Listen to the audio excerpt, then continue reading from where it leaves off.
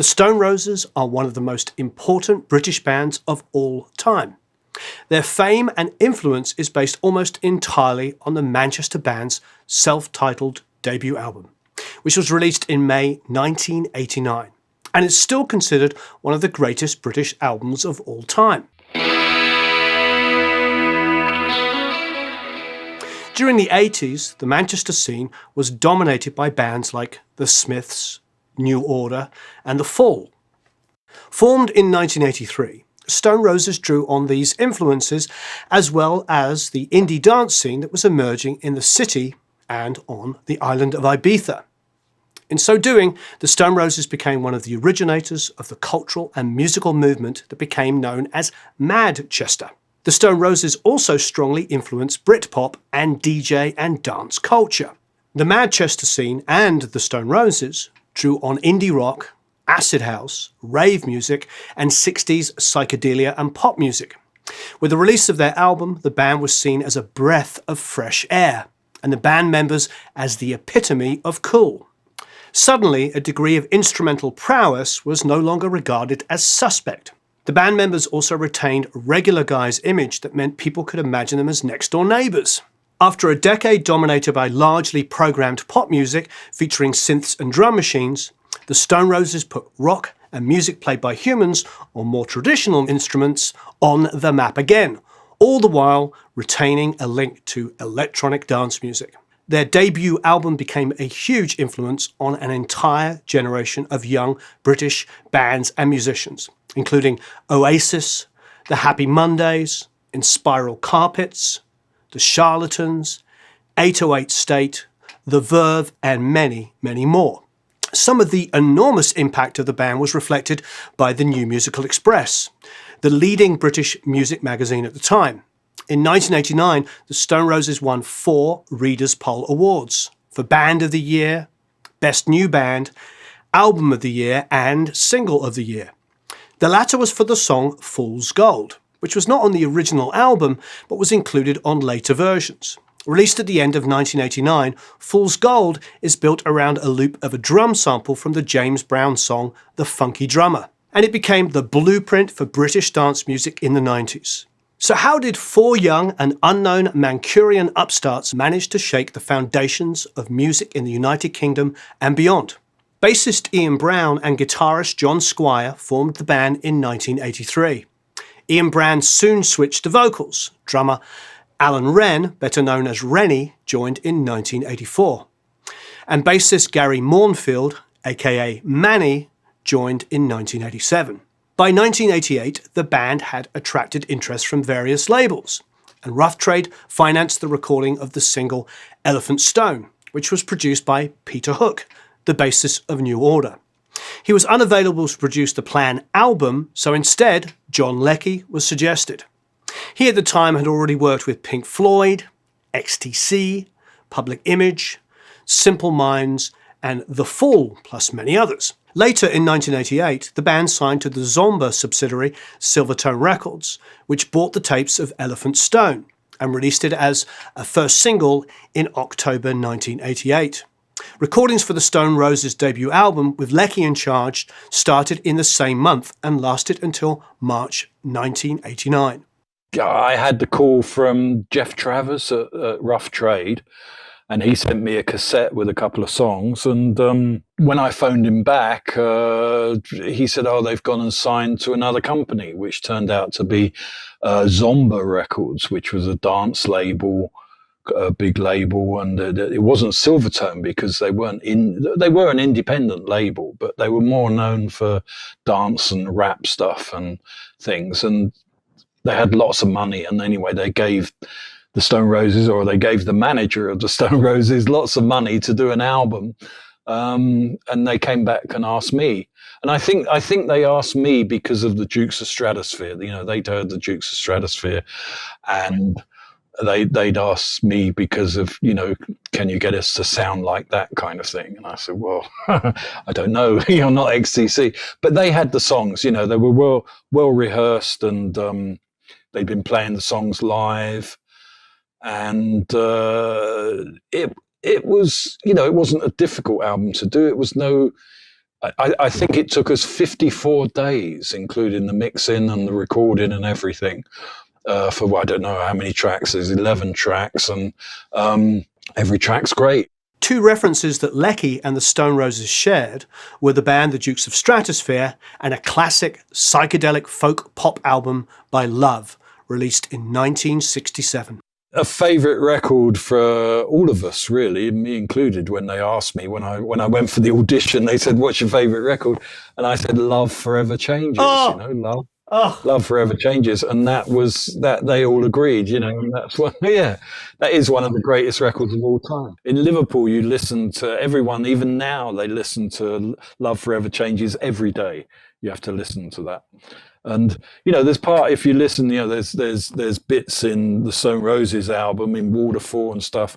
There's little doing, there's kind of little patterns that are homage to that, reference to that, Recordings for the album started at Battery Studios in London, which was owned by Zomba, and additional sessions took place at Conch Studios in London. The gear used included an E-Series SSL and Studer multi-track tape recorders. However, conditions were not ideal, and the sessions were moved to Rockfield Studios in Wales, as Leckie explains. We did the record at the record company studio, so Zomba Records.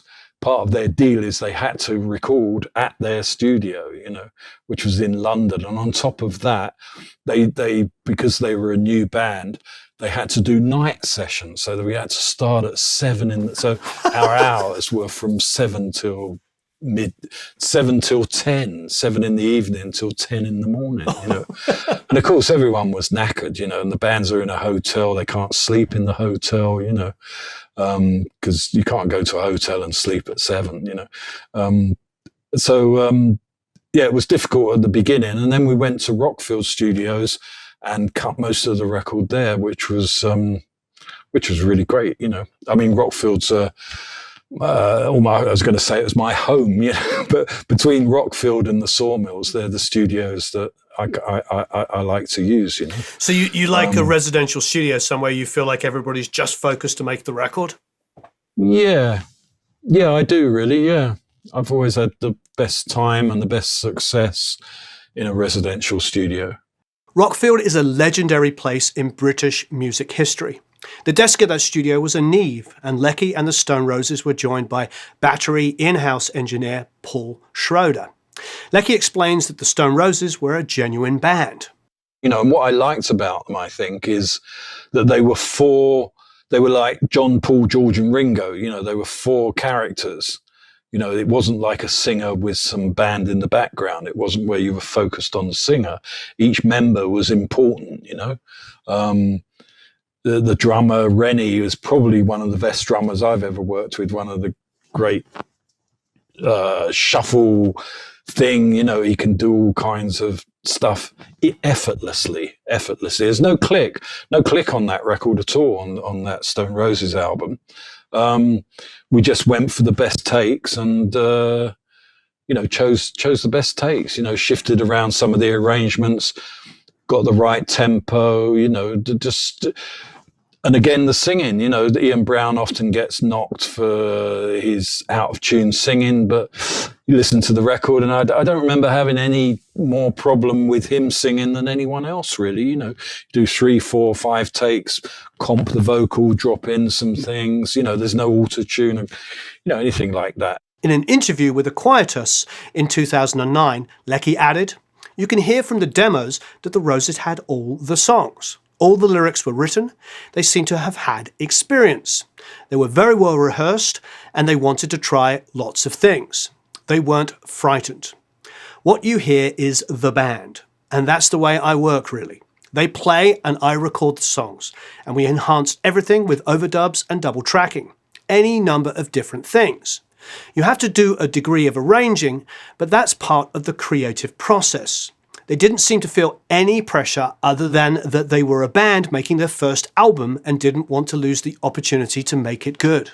I'm not saying it was a normal sort of standard record. It had its problems, but we'd go back and redo things. We'd go right through to a mixing process, and everyone was saying it was great. And then finally you say, no, let's go and record it again. So like Waterfall, one of their tracks, Waterfall, which is one of the classic tracks on their album. Beautiful guitar. We recorded that 3 times. Yeah, we took it right to the mixing stage and then went to Rockfield Studios, another studio, and just recorded it again from the beginning, every time it improved, and the last track, I Am the Resurrection, which has they were doing it live with just a freak out at the end. So they would do the song and then play an instrumental, what I called a freak out, go crazy and stuff and storm off stage and leave the guitar feeding back and all that kind of thing. And I'm like, no, this is a record, we don't want just freak out on the record, because it's okay for the gig, but let's arrange it. So we spent 3 days in the studio when we should have been recording, actually making the arrangement for that whole end section, which I think is 3 or 4 minutes of instrumental, and it kept going on, getting longer and longer. According to Leckie, the entire album was recorded to 2 synchronized Studer 24-track machines. So on 48 tracks, with the tape running at 30 IPS with no Dolby. In general, he didn't run the tape until the arrangements were fully in shape, and the band sounded really confident. The drum sound of the Stone Roses, often inspired by the kind of shuffle beat that was pioneered by John Densmore of The Doors, was crucial. Most of the Stone Roses' sound of the drums came from Rennie's playing. He's a great drummer, and that's what he sounds like, recalls Leckie. However, the gear and the recording setup obviously also had an impact.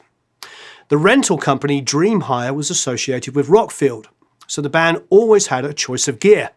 Several different snares and kick drums were tried, with the smaller Noble and Cooley snare often preferred. This would mostly be recorded with a Shure SM57. The kick might have had an AKG D12 for the weight, plus a Sennheiser 421 for more slap and clarity. Leckie tended to use Neumann U87s for overheads and Sennheiser 421s on the toms, and an AKG 451 on the hi-hat. On some tracks, kick and or snare samples were added, and to get them onto the tape, Leckie used an AMS DMX 1580 that triggered a backwards copy of the live sample. Bassist Manny played a painted Rickenbacker 4005, which was recorded with a DI and an AKG D12 in front of an Ampeg SVT amp.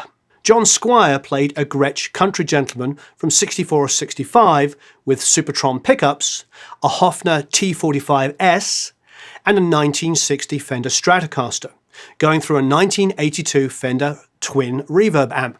Squire is known for using an array of guitar effects. Amongst them were the Dallas Arbiter Fuzzface and an Ibanez Tube Screamer TS9. Leckie records electric guitar cabinets with a Shure SM57 or a 58, though he prefers the 58 as he says the 57 has more top end. An alternative mic he often uses is a Neumann U87. He likes to place the mics close to the grill and slightly off-center to the speaker cone, and then record the microphones flat, unless there's a problem. Guitar parts were often double-tracked, with Squire working out his guitar arrangements in advance on a Fostex 16-track tape recorder. Leckie recorded Ian Brown's vocals using a Shure SM58, often with the singer in the control room. In general, Leckie likes to use a mixture of expensive and cheap microphones on vocals, the former being a Neumann U47 or a Neumann FET47, the latter a Shure SM57 or 58. Leckie notes that a vocal recorded with a 57 can often be fitted really easily into a track. Outboard used during the Stone Roses sessions included EQ from SSL or Pultec, compression from DBX 160 and a URI 1176, and several reverb units. An Alesis MIDI-Verb 2 was used on the drums in Shoot You Down, and a Lexicon PCM 60 was always used on Brown's vocals. Other reverbs that saw action were the AMS RMX 16, Lexicon 480L, Yamaha SPX 1000, and an EMT plate at the Battery Studios. On Bye Bye Bad Man, The guitar was played through a revolving Leslie speaker. Leckie also used sound effects from an emulator keyboard that worked with floppy disks. Uploading the sounds took ages to audition. The Stone Roses' first album was wrapped up with mixes done in Conch, Battery and Abbey Road. Leckie also mixed the Peter Hook-produced Elephant Stone. The album was released on May 2nd, 1989, with a cover designed by guitarist John Squire. The record initially only reached number 32 in the British charts, and the critical and audience reactions were lukewarm, with only the New Musical Express and Melody Maker immediately being enthusiastic. The latter called the album godlike. On August the 23rd, 1989, the Stone Roses and John Leckie went into the studio again to record a new single called What the World Is Waiting For. The location was another residential studio, Sawmills in Cornwall. Sawmills studio is very remote, with access only via a boat or a footpath.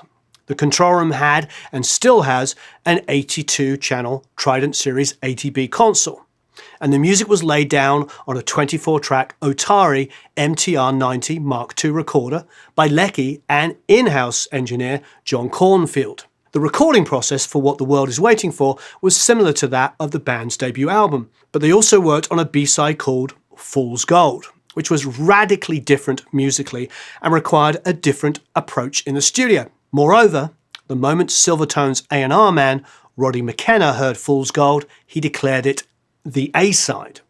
The band was not immediately convinced, but history proved McKenna right. Fool's Gold became the Stone Roses' most influential and acclaimed song. We actually did the album in sections. We didn't go in and do the whole album. We did 4 tracks at a time. I was I was hired to do 4 songs, and then they were approved, and then I did another 4 songs, and then another 4 songs, and then the album came out, and they wanted a single, and so we went to the Sawmill studio, and this was the only track that we'd done that that had a click, I suppose. It was done on the computer. It was a loop, and the demo was actually Ian and John had a what do they call it? A breakbeat record with just tracks of breakbeats, and they'd written this song, this lick, to the breakbeat. But of course, they hadn't sampled it or edited it or anything, because they didn't have the knowledge or the technology to do that. So on the demo, every time it came to the end, they would lift the needle up, and then on the next verse, put the needle down and sing the next verse. So I don't have the original demo, but it was really funny to listen to, because they couldn't actually record the whole thing in one go. It was very naive, the whole thing. But yeah, so Fool's Gold again got longer and longer. We kept adding sections on at the end, and it's people hear it today. It probably sounds a bit dated now, but at the time it was fantastic. The drum loop that the band used was a shuffle beat from a James Brown track called The Funky Drummer, released in 1970. The drums were played by Clyde Stubberfield. It has become one of the most sampled pieces of music of all time. It has been used by Public Enemy, LL Cool J, Run DMC, the Beastie Boys, and also Ed Sheeran and George Michael. At Sawmills, Leckie and the band loaded the loop into an Akai S1000 sampler. They sequenced it using Cubase. In an interview in Sound on Sound in 2005, Leckie explained, "We spent ages tuning that loop, trying to get the right tempo and generally fiddling about, and we quite enjoyed doing that. The song really didn't have any structure at this point. It was kind of a verse-chorus jam. So what we did was lay down about 5 minutes of the loop onto tape before adding guitar and bass, trying to determine what to put on without destroying the vibe. Different ideas came up, like the second bass line that floats over the top of the main bass line. Then there was this idea of sticking on the one note, E, and then coming back to the loop again. This gave us loads of possibilities, which nowadays would be quite easy using Pro Tools. But back then, we had to imagine something, cut the tape, and then if we got it wrong, cut it back again." In a separate interview, Squire elaborated, The construction of that single was completely different to anything we'd written before. It wasn't something that was knocked out and arranged on an acoustic guitar, then taken into rehearsals and kicked around with a drummer and a bassist. I just put it on a Porter Studio, started playing guitar over it. The main riff was partly inspired by Johnny Cash's rockabilly plucking sound.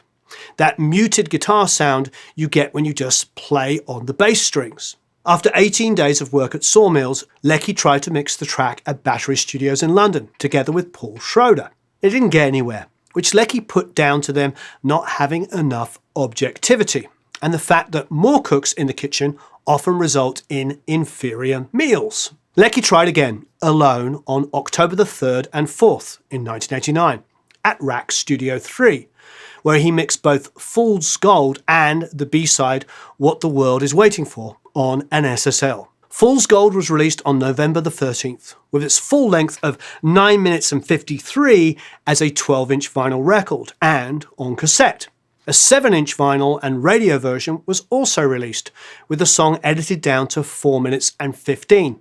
The US release of the album included the long version, whereas the 1991 UK re-release of the album included the radio version. Fool's Gold became an instant classic because it was the first time 60s psychedelic rock, 70s American funk, 80s British guitar pop, and late 80s Manchester acid house and dance music had been combined.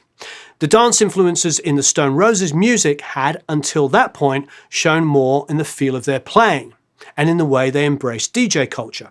Fool's Gold demonstrated that they were seemingly disparate musical elements that could coexist and even enhance each other.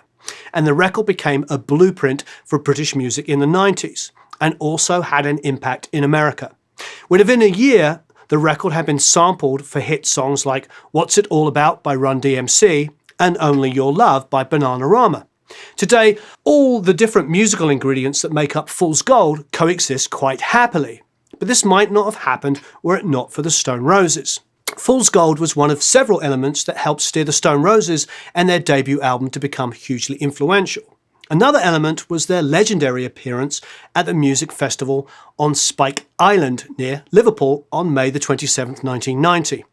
There were 30,000 fans, most of them on ecstasy, and the festival featured DJs instead of support bands. It was more like a rave than a rock concert, and has been called the Woodstock of the baggy generation. Baggy is a word for the British indie dance music of the late 80s and early 1990s, which was closely related to the Madchester scene. The Stone Roses' debut album eventually went quadruple platinum in the UK and sold over 4 million copies worldwide. It had a huge impact on the UK music scene in particular and was credited with setting the tone for British music in the 90s. While the album never quite broke through in the US, American critics also started to take note. Rolling Stone magazine described it as a blast of magnificent arrogance, a fusion of 60s pop sparkle and a blown mind drive of UK rave culture. AllMusic had it about right when it called the album a twofold revolution. It brought dance music to an audience that was previously obsessed with droning guitars, while it revived the concept of classic pop songwriting.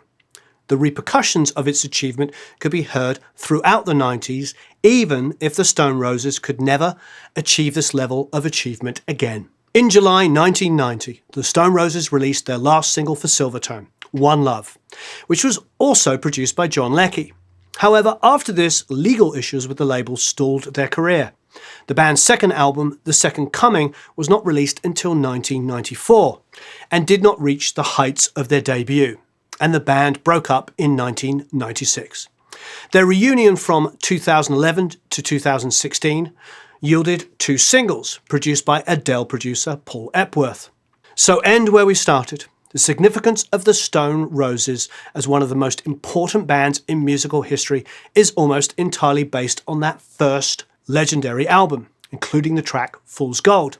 Those who know it will be aware of its qualities and its importance. And to those that have not heard it, go check it out. Thanks ever so much for watching. I really hope you enjoyed that.